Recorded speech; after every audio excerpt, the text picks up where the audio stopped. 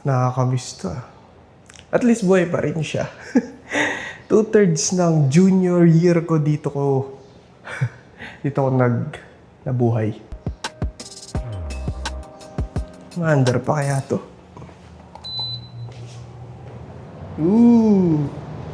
Maandar pa. Pero grabe. Sabihin na natin dun sa 2/3 na yun, 80% sobrang napakagagandang mga memorya. Saksi naman kayo dun kung napanood nyo yung series ko ng, yun, yung mga panahon na ganun pa kasaya. Hindi pa ganito kung ano yung mga naikwento ko ngayon. Ang pangit lang kasi na yung huling pag-alis namin dito, kaakibat nun o kasama nun ay isang napaka-pangit na memorya. Kumbaga isang trahedya. Kaya ngayon pumasok ako dito para sabihin tong testimony na to. Alam ko nag-testimony na ako dito dati, pero ngayon kasi medyo matagal na panahon na yung lumipas at pag bumabalik pa rin ako dito, iba pa rin yung pakiramdam. Iti-treasure ko pa rin yung mga memoryang meron ako rito. Mabuti man o masama, at yung iba nga ay mas tragic pa siya. Hindi naman sa magiging overdramatic, pero ang dami talagang memoryang nabuo dito sa lugar na to.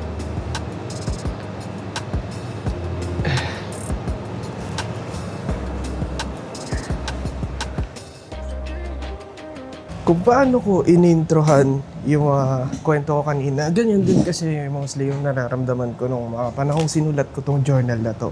At napakasakto ulit. Ang galing, no? Parang kung papansinin nyo lahat ng journal entry ko kung ano yung nararamdaman ko, yun din yung nababasa kong mga verses. Kaya napaka-guided, kumbaga, para sa akin. At kung ganito yung boses ko, kasi kasalanan to ng pag-akyat ng bundok, sinisipon ako ngayon. Pero okay pa naman. Hindi naman siya ganun kalala.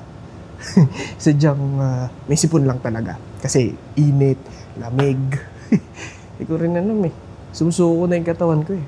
Pero sabi nga dito sa 1 Chronicles 16:34, "O give thanks to the Lord, for He is good, for His steadfast love endures forever." Napaka-quick na context. Si King David, nakuha na niya yung Ark of Covenant at nabalik na niya sa Jerusalem. At yung arko kasi na yun ay ang nagsisimbolo ng God's presence sa mga tao niya. Pagtapos ng years of instability, kumbaga. At syempre, kung tutuusin sa instability na yun, yung mga tao nawawala na sila sa kanya, medyo nagkakaroon na sila ng unfaithfulness, yung iba naman, hindi nakilala si Lord. Kaya kumbaga, si King David, ini-establish na niya ulit sa mga tao yung praise and thanksgiving sa Jerusalem. Dahil ang main message talaga dyan ni King David ay gusto niya maging thankful tayo sa Diyos dahil si Lord ay mananatiling mabuti at faithful kahit na yung buhay ay hindi perpekto. Tulad ng nararamdaman ko ngayon.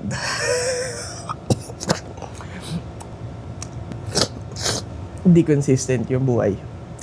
I mean, yung kinuwento ko to, di consistent. Hindi yung nararamdaman ko ngayon, kundi yung nararamdaman ko nung sinulat ko yan.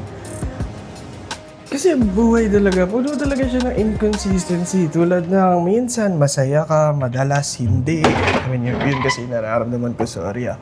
Pero tutuusin, dapat nga maging kontento pa rin ako kasi marami akong blessings na nare-receive. Pero di ko rin alam eh. Ganun siguro talaga yung tao. Di tayo makukontento.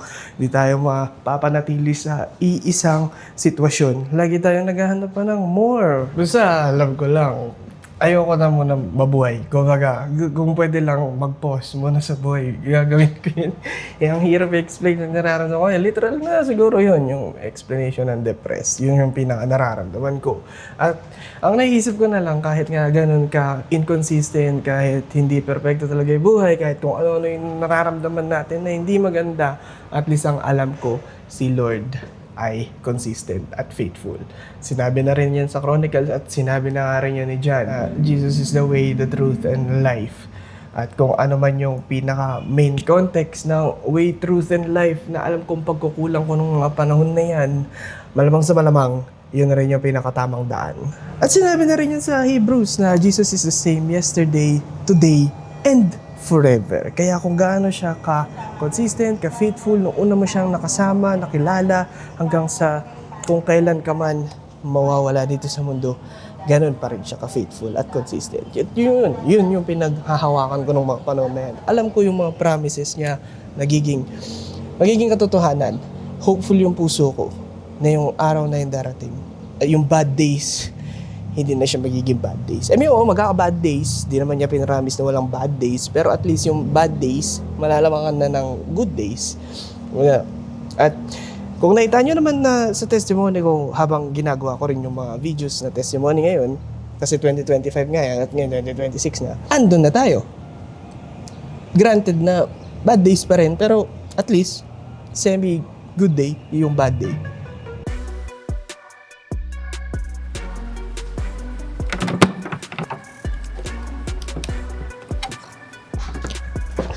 Ito yung bagay na nakakapagpasaya talaga sa akin, ang Game Boy SP. At alam nyo rin naman, kung pinapanood nyo yung mga videos ko patungkol dito, ito yung unang-una kong Game Boy SP, as in, itong hawak ko ngayon. At gusto ko lang sabihin na pinag-isipan ko talaga tong video na to, dahil ito ay yung luma ko ang Game Boy SP na nasa akin simula bata. Ito naman ay isa sa mga pristine condition na kasing kulay nito na pearl blue.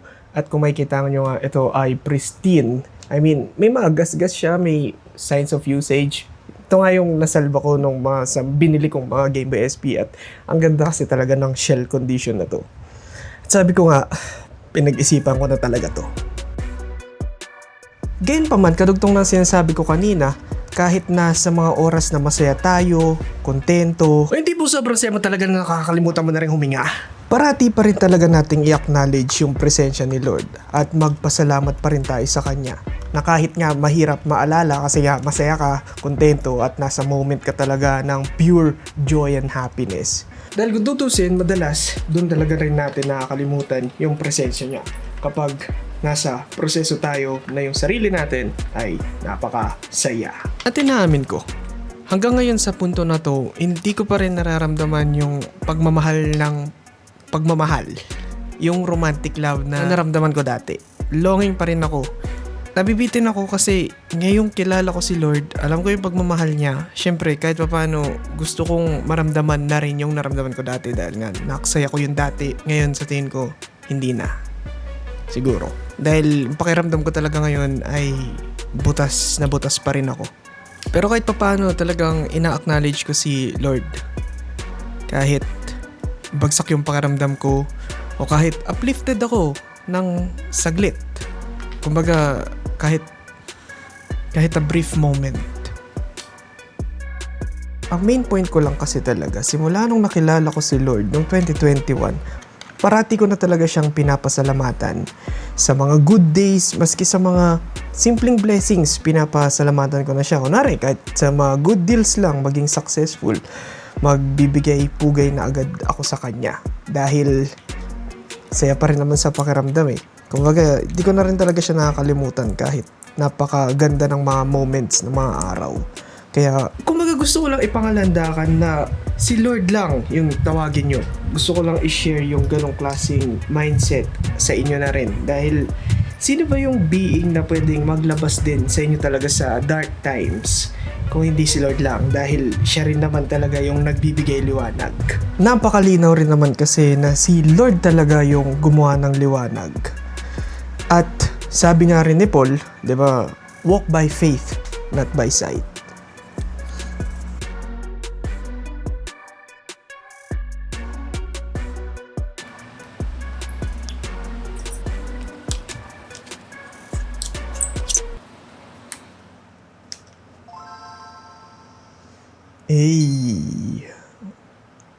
Linis na niya ulit.